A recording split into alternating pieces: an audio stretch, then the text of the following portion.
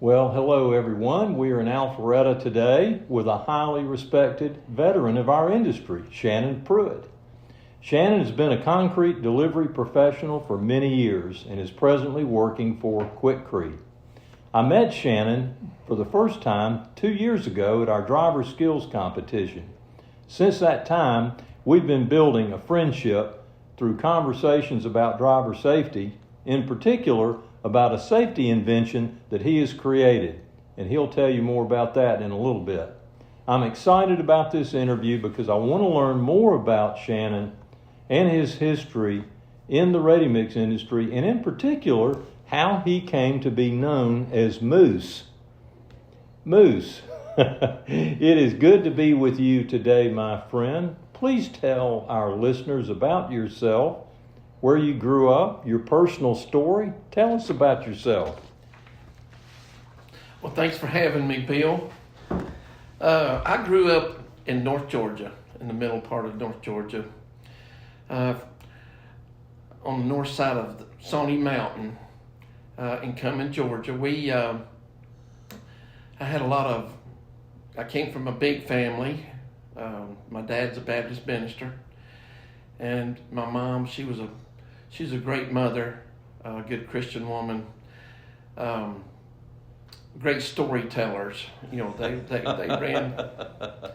they ran pretty rich in our family. So you come by it honestly, don't absolutely, you? Absolutely. I always loved genealogy, learning that. I got a lot of history up there back through all the way to early 1800s. So you're saying your family has been in that area back into the 1800s? Absolutely. Wow. Absolutely. Okay. And, we've seen a lot of changes over the years. And, Gainesville grew because it was on the eastern side of the Chattahoochee River, which is now the Lake Lanier. Yes. Well, back then, that's where all the ferries, the name of the roads came from. Yes. Purple Ferry, McGinnis Ferry, Shadburn Ferry. Well, I never even thought about it. It's funny, I've never thought about it until now you make that clear. Yeah, well, the settlers came down through the Carolinas.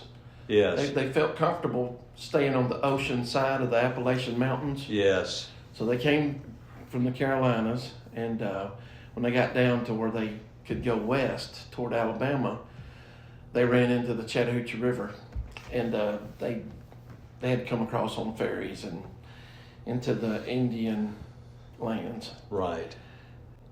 It's a lot of fun listening to the stories and the history of Old Federal Road, which is 369. Yes. How it cut through the Indian territories, and the preachers, and hearing my grandfather talk about different churches he laid the brick on, which is from Alpharetta to Cumming. It was a lot. And my aunt was a school teacher. She wrote down all the churches that he helped brick. It was pretty neat. So was your mother's side also long-term in that area? So Pruitt, your last name, Mm-hmm. was y'all, that side had been around for couple hundred years, right? So absolutely. And your mother's side as well. In other words, both sides of the family. Yeah.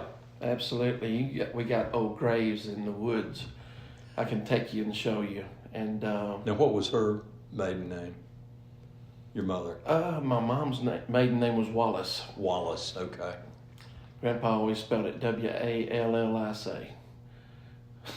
That's it was the I-S, W-A-L-L-I-S. And he was a brick mason, and I tell you what, they laid a lot of brick on a bunch of churches and houses. It was neat to. So I had a deep history in learning all that I could, and I was talking about it here a while back. Brown's Bridge used to be a covered bridge. They finally built a bridge going across the Chattahoochee, and I got some old pictures of it, and I got to looking at the perches that the bridge sat on. Yes. And was that concrete or mortar? Or how did they do that? And It was fascinating to me to see how it sat way up off the ground.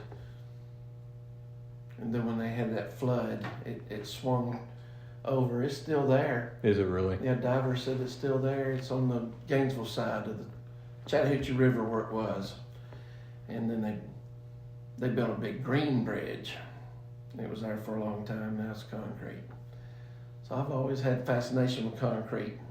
So when you were a boy growing up, what was your some of your hobbies and interests? I played football. Enjoyed, learning that sport, and working on hot rods. Oh, really?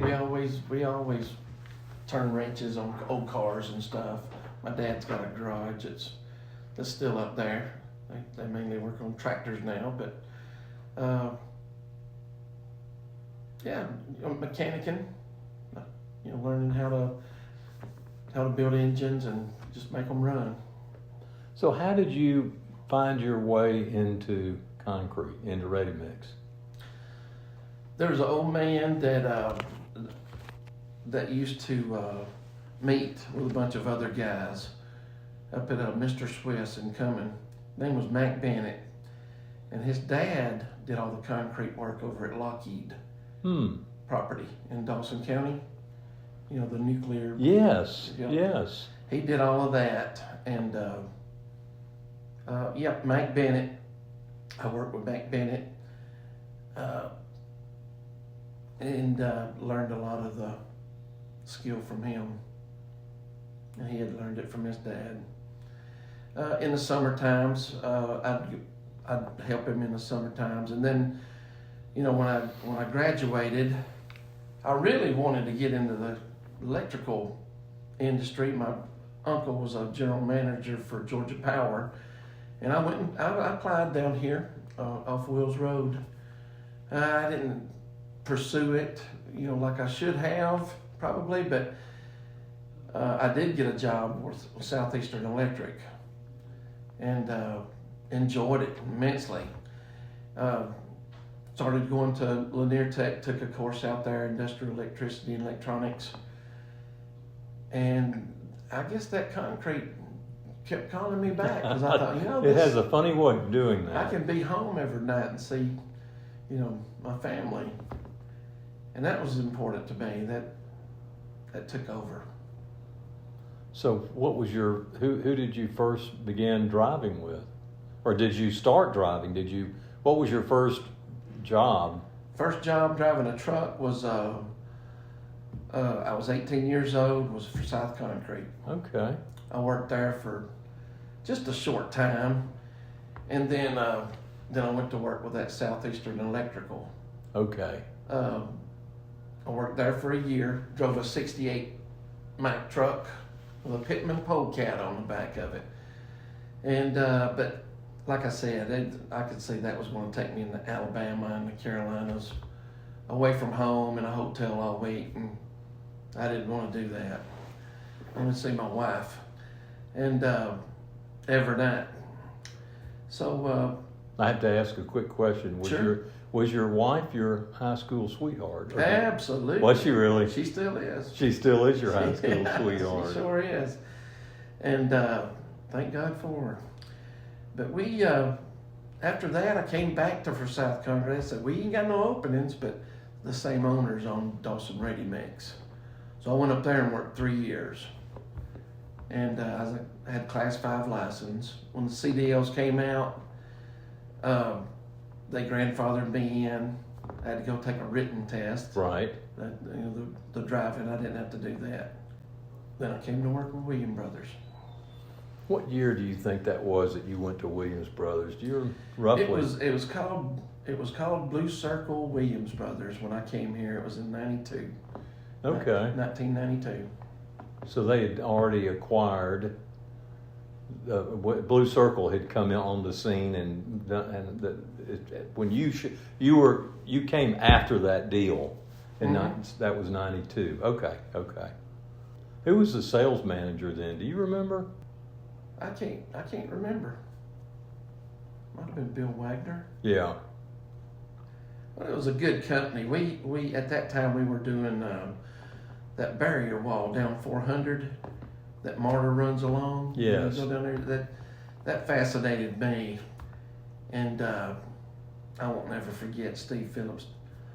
we had to learn how to communicate slumps. You know, the slumps of the concrete, especially on that job. A 1-inch slump was basically dirt, because at Dawson Ready Mix we always said, you know, it's wet, dry, or happy medium. Yes. Yes. That was the slumps, but I had to learn a 1-inch slump, because if it is a little bit wetter, it wouldn't sit there. It was a slip form machine. Right. And I remember it's 7 foot tall APAC. Now C.W. Matthews they own it. And some of those same guys that still work for them, I see them on the job out here, still working on 400. But that was fascinating to me. See how that slip form would just crawl along. One load wouldn't go far, 8 yards. It wouldn't go very far. We saw a lot of jobs. Did you go downtown? Were you involved in many of those? The big. Yeah. You did, didn't you? Oh yeah. That job we did down on Martin Luther King, the federal building. Yeah. That's 12,000 yards, and I used to tell everybody it looked like an old Godzilla movie, because you go down Martin Luther King Boulevard, and it looked like a giant spider in a yellow jacket's nest. All our trucks were yellow. Yes. And we had every truck in Atlanta. We had them from Eufaula, Alabama, helping us all over the place. That was helping us on that job, and 5 plants loading just as fast as they could. 5 plants. Mm-hmm. It was Glenwood, Armour Drive, Dorville. I ran out of Dorville that morning. The paving plant, which I believe at that time it was down at Hartsfield, and Smyrna. I believe Smyrna. And which was your plant? I was running out of Dorville. Dorville. And on the first ship, I'd already had like 120 yards that I had hauled that morning. I felt good, but they had to run me off because I might have to come in for a third shift. I thought, oh no, let me get out of here. So they finished, the second shift finished it. They threw away 20-something loads of concrete, 22 loads of concrete, I think, before they were able to stop, everybody from loading. Really? Yeah, before they could get everybody stopped. Yes. They'd already had like 22 loads on the way still. Oh my. And I think they had to let them go, throw them away, dump them out somewhere else. The job was finished. What year was that, you think, roughly? Oh boy. 95?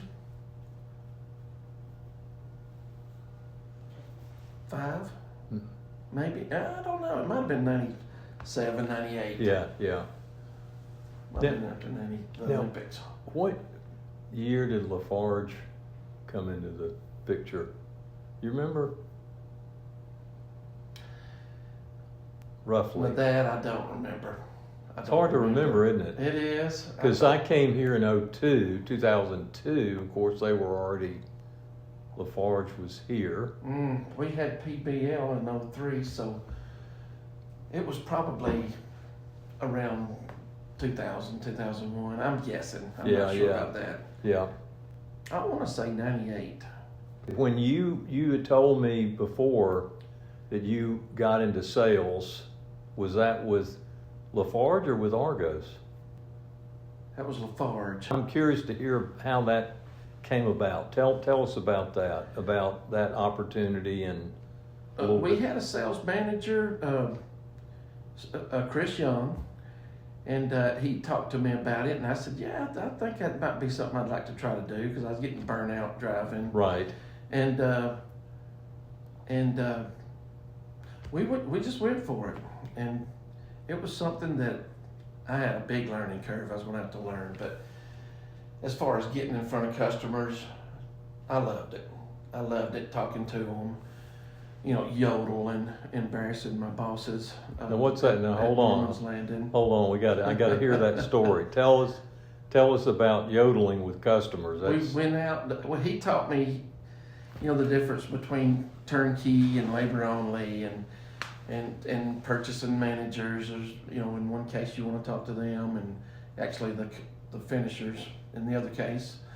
So I learned all of that, and we had one customer that wasn't going to use us, and they asked, we was almost done, we was eating out, and Norman's Landing, and and asked about they'd heard something about yodeling, so I yodeled for them in the restaurant. My boss almost crawled up under the table. He was so embarrassed, but we got them, and they started using us. No kidding. Yeah, that's a true story. It was a lot of fun, selling concrete and all that. And I had an extensive background of running a belt truck, and that helped me out a lot, because I could eliminate pump jobs or pump trucks for a lot of customers, and we'd use a belt truck instead. It's a lot cheaper, and had a lot of experience with that. So I leaned on that a good bit in some cases, and then we had that recession in 2008, and I started back driving. I ain't looked back. So let's see. This is 2025, and you started. I mean, you've been at this for how long? 35? 38 years. 38 years. 38 years.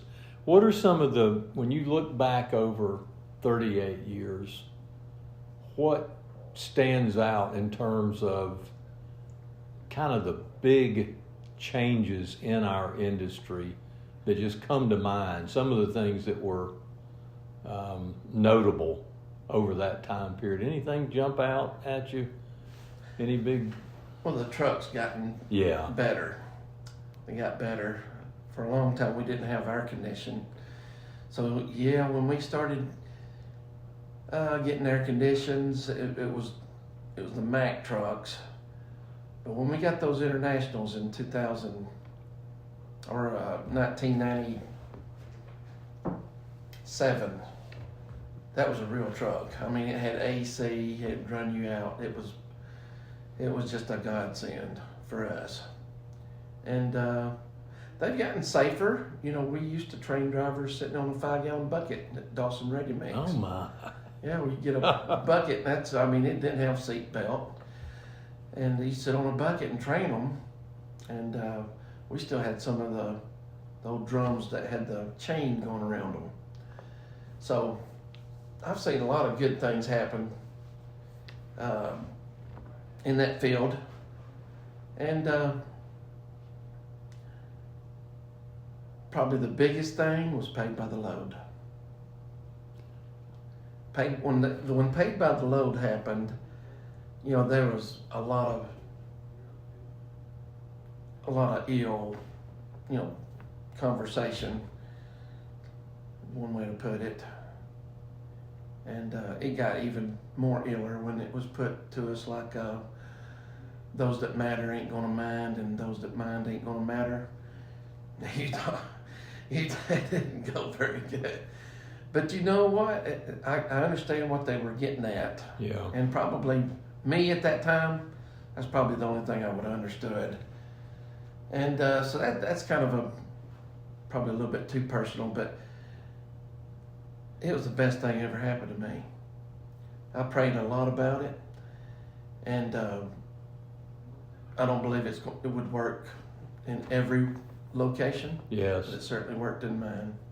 My grandfather taught me how to, my dad taught me how to sort of read markets. And from where we was at, it was just a perfect storm for us. I've been on it for 22 years. Has it been that long? Wow. 2003, yeah, 22 years. And it's made a huge difference in my career. Bigger than anything I can think of. Because of the earning opportunity it gave you? Absolutely. Mike Taylor, he told me, he said, Moose, if you don't like it, I'll pay you by the hour. And so I know that they were dissecting my load sheets. In 2003, looking at what I wrote down, was I telling the truth, were I being honest? Yeah. And did he really actually haul that? And I also know that our dispatcher was being favorite, because they wanted to sell me on it, because I was probably the most aggressive in nature, and a driver, whatever. But you know what I'm saying. Yes, I do. And but he called me 2 weeks later. He said, "You want to go back to being paid by the hour?" And I said, "No, I think I'll stick with this," because my pay almost doubled. I mean, it was that. It was I hear you. It was big. It was big. I know that they were helping me out, getting good loads and this, that, and the other, but it was just phenomenal. And it's been like that for 22 years, because it kind of makes you an owner-operator. Yeah. If that makes any sense. Yeah. I mean, we don't own the truck, but we drive it like we own it. And the weeks that it rains, those are the weeks that I'm going to try to get down to the shop. I don't care if I get paid for it. I'm not hauling anything, but I want it fixed, because that next week You want to roll. I want to just come and go. You ain't got to drive fast. Just go back and forth. Just consistent and Back and forth. And that consistency, it's unbelievable. It's been unbelievable for me. well, what do you tell us about what you enjoy most about the ready-mix industry, about our business? What are the things that really delight you, give you happiness, enjoyment? Relationships, with customers, doing that kind of, finishing that concrete. When you push those wheelbarrows and you've done that, and you've bull floated it, and you've been responsible for the finish on job sites, the final finish, you understand. And it's kind of hard to explain, but a lot of finishers that I know are good friends of mine, and I've never spoke a word to, because I can't speak Spanish. Yeah. I learned a little Spanish when I was using the creek fair, and that way I could ask, "You guys want to use the belt?" in Spanish. It's kind of a trick, but I got yes every time, every single time. And that was selling the belt, and then I could Sure. get whatever it was. It wasn't a whole lot that they paid us extra, but looking at those guys, and just the trusting that goes on between someone that's backing you up toward a dangerous area, and Right. that I enjoy the Yeah. most. Coming, just that communication, that brotherhood. This is a little bit of a side question. You just made me think about that particular point, the camaraderie in the field, the whatever word, collaboration. Do you find that has been increasing, decreasing, or has it been steady over, in the recent years? Do you feel like that's still prevalent and good? You know what I mean? Yeah, unfortunately, probably decreasing. It's decreased some, you think? Yeah, I hate to say that, but that's what I've seen. It's unfortunate, because we need to be discussing safety, issues on job sites with people and helping them out. understanding, what's going on with my truck. It's huge. What about any other, before we move on, just any other things that you're really, I know it's so obvious, you're so passionate about the concrete industry. Is there anything else that comes to mind? Yeah, you think a lot about, life after, the concrete. What am I going to do then? And thank goodness I had a couple of really good mentors when I was younger. And they got me involved in 401k. And I'm fortunate that I've got a little something to look forward to after I retire. I don't know that answered your question. No, that's good, and that's a great point that you were given that guidance, because as you know, the earlier you get involved in that, the better off you are, aren't you? And you're kind of that's a good lead into my next question. Who would you say, over your time in Ready Mix, who have been some of the key people in terms of influencing you, how you work, your work ethic, but just your general influence? Who has influenced you over the years in our business? There's been a lot of people that influenced me. Probably the most, Don Knight. He helped me understand sense of urgency and taking initiative and getting something done. His military background is really bled over to me in a lot of areas.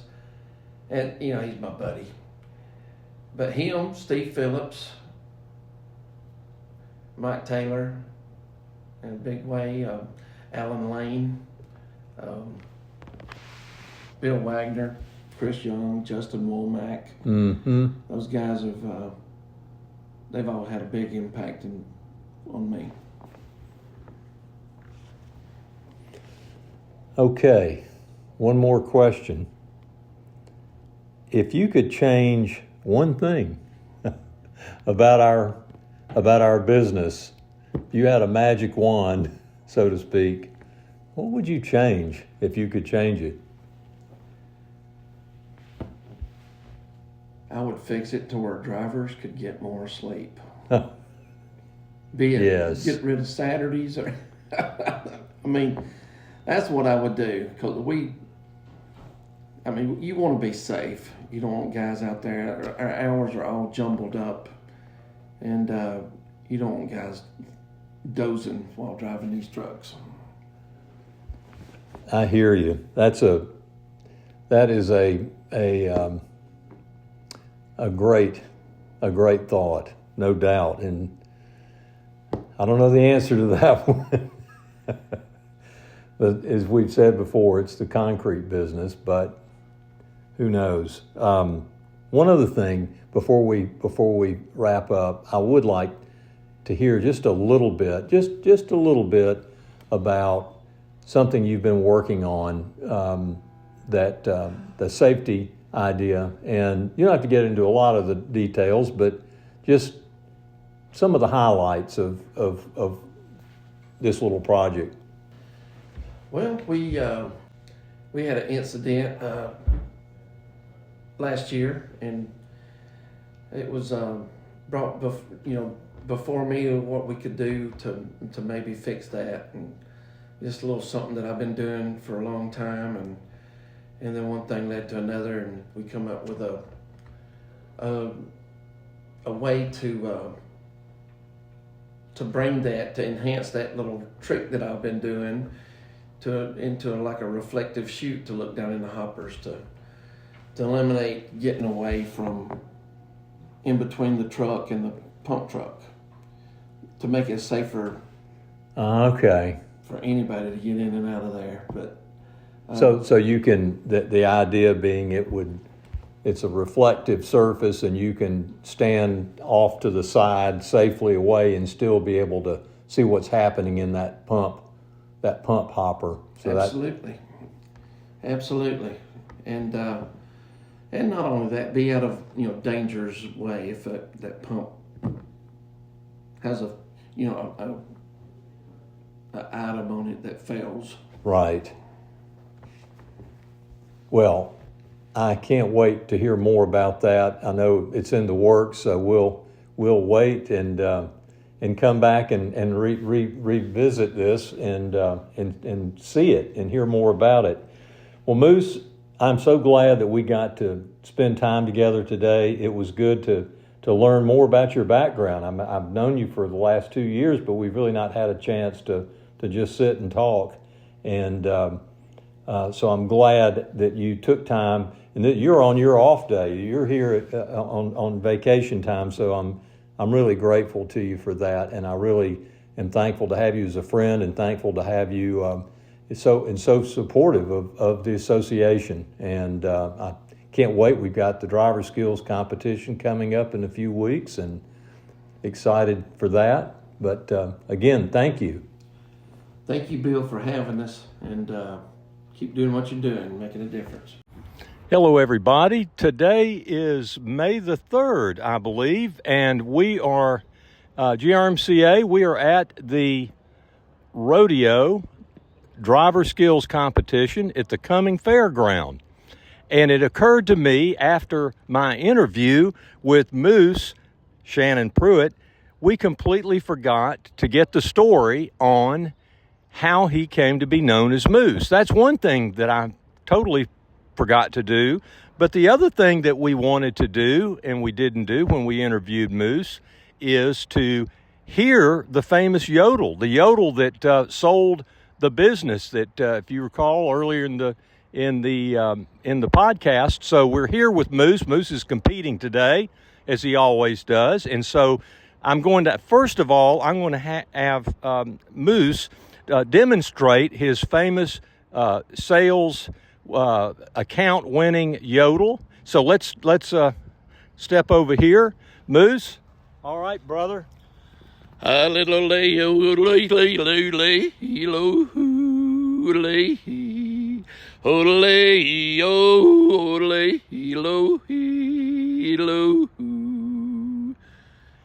is incredible. And Moose has agreed that if any of you sales managers out there would like to have him work with some of your young sales reps to use this yodeling method, then he'll be happy to do it. Now I'm going to ask him to tell us how he came to be known as Moose. So tell us.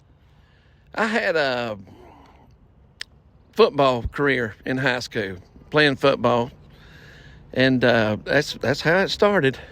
Just pushing people around, and we used to look at offensive linemen, and we'd see them sort of leaning back on their heels, indicating that they was fixing to pull as a trap play coming or something, and we'd holler blue toe, blue toe, blue toe. That would warn our linebackers that we see somebody fixing to pull, and we'd try to step on their toes as soon as the ball was snapped, but you can imagine how that might have come out with a mouthpiece in. So that's where Moose come from. From your high school football days. Yeah, it was fun. We had a good time. Well, good community up in Cumming, Georgia. And that's where we are, in Cumming, Georgia. And folks, it's a nice morning. We were concerned about rain, and it looks like it's going to hold off for us. So in any case, it's good to be here with you, Moose, and best wishes and best of luck today. Thank you, Bill, for having me.